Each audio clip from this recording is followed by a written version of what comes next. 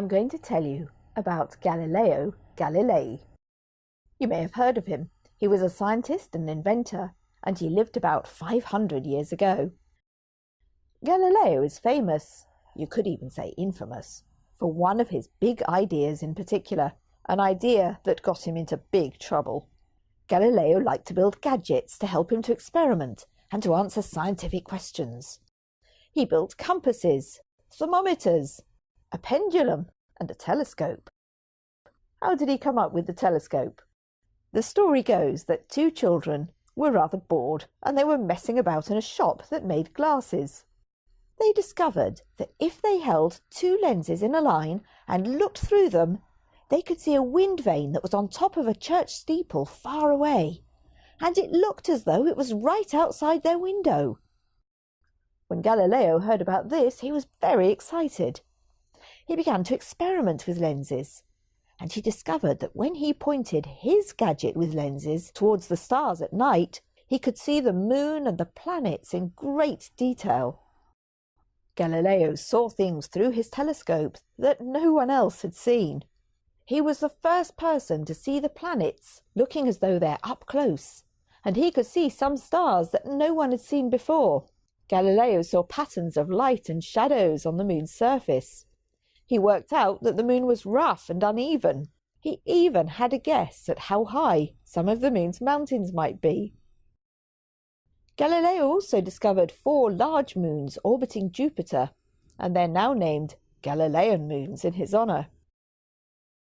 Then Galileo made his most controversial announcement. He said he was sure, based on his observations, that the sun was not moving around the Earth. Instead, the Earth was orbiting the sun. Galileo wasn't the first astronomer to say that the Earth moves around the sun, but he explained it so clearly that lots of people took notice. 500 years ago, this was very, very big news. In those days, without today's technology, it made sense to everyone to assume that everything goes around the Earth. I'm sure right now you don't feel as though you're standing on a planet that's spinning on its axis while moving through space at several thousand kilometers an hour, but we know we are. What's more, there were even texts in the Bible that seem to say that the Earth is standing still. That's definitely not what Galileo was saying. So how did other people react when Galileo said loudly and clearly that the Earth and not the sun is in motion? The Church found this very difficult. For one thing, Galileo's work was impressive, but his version didn't totally fit with what people could observe. Secondly, if Galileo was right, that would mean a really big rethink about how to make sense of what the Bible said about the Earth.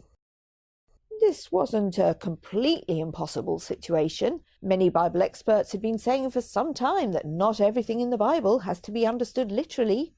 Many phrases in the Bible only really make sense if they're understood as metaphors or figures of speech.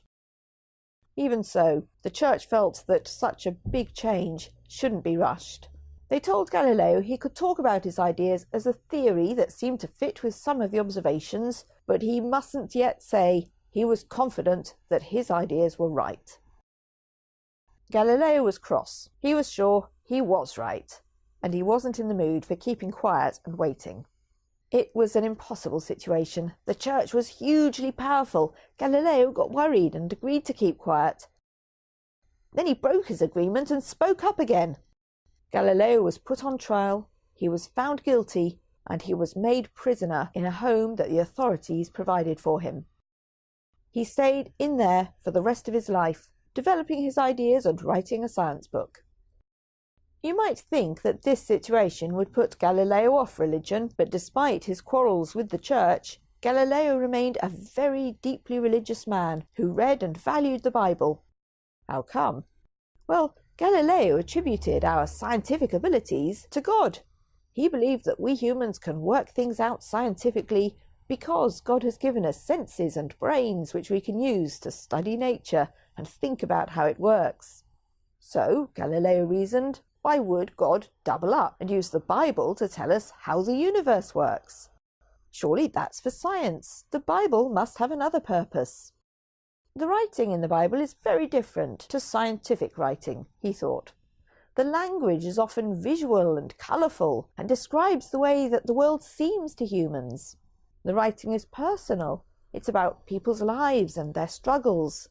What's great about the Bible, he thought, is that the people are struggling with the very same questions that puzzle us today. Things like, what should we be doing in our lives and how can we make a positive difference? Galileo remembered a phrase he'd heard a cardinal say once. The Bible is intended to teach us how to go to heaven, and not how the heavens go.